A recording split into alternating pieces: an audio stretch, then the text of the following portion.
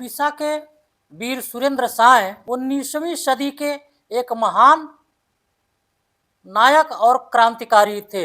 उनका जन्म 23 जनवरी 1809 को संबलपुर के पास खिंडा गांव में एक चौहान राजपूत परिवार में हुआ था। उन्हें पश्चिम ओडिशा के एक गौरवशाली योद्धा के रूप में जाना जाता है। 1827 में संबलपुर के महाराज साय की बिना किसी संतान के मृत्यु हो गई।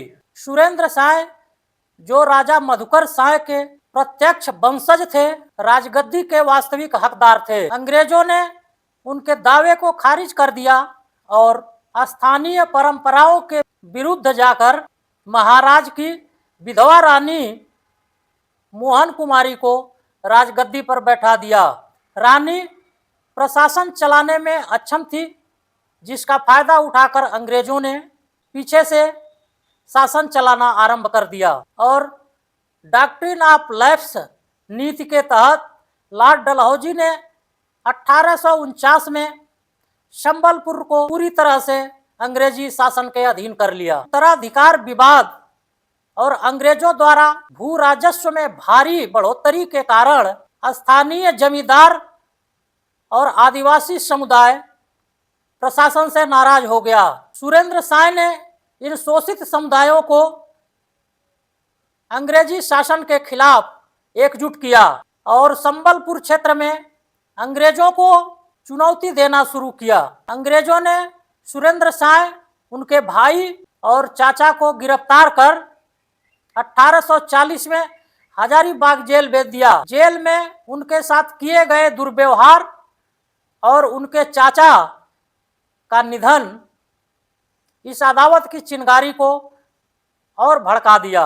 सुरेंद्र साय जेल से छूटने के बाद 1857 में 1500 सैनिकों की एक सेना तैयार की, जिसमें घेंस के जमींदार माधो सिंह प्रमुख सहयोगी थे। उनके 4 पुत्रों कुंजल सिंह, हाथी सिंह, बैरी सिंह और ऐरी सिंह ने भी छापामार युद्ध में सक्रिय भूमिका निभाई। माधव सिंह को 1858 में अंग्रेजों ने फांसी दे दी। खरसाल के जमींदार दयाल सिंह, जो राजगोंड समुदाय से आते थे, उन्हें भी अंग्रेजों ने 1858 में फांसी दे दी। सुरेंद्र साय को गोंड और बिंजाल जनजातियों के नेताओं कमल सिंह दाऊ और शालिग्राम बरिया का पूर्ण समर्थन प्राप्त था।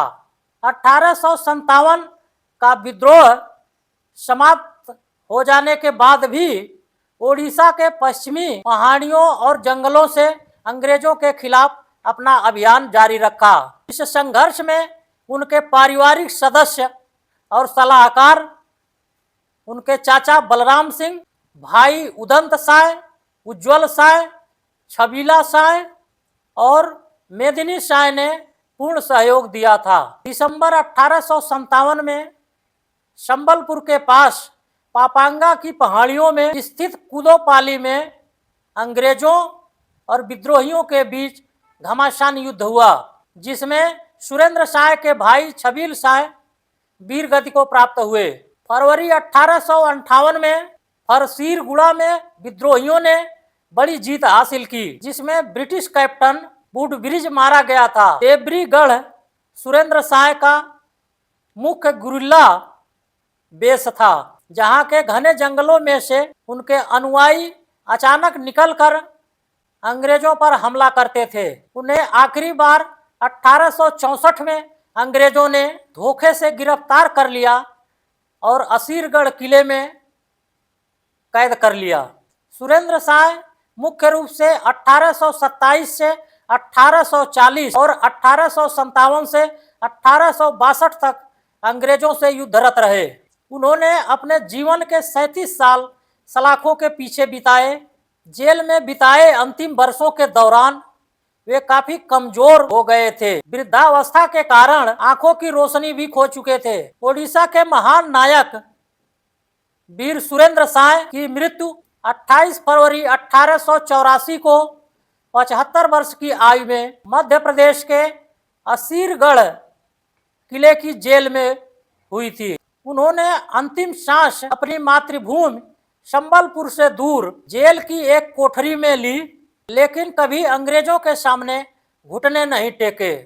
आपको ऐसे ही गुमनाम स्वतंत्रता सेनानियों के बारे में और भी जानकारियां चाहिए तो आप हमारे YouTube channel @Madan Mohan Gorakhpuri educational motivation like करें, शेयर करें और सब्सक्राइब करें।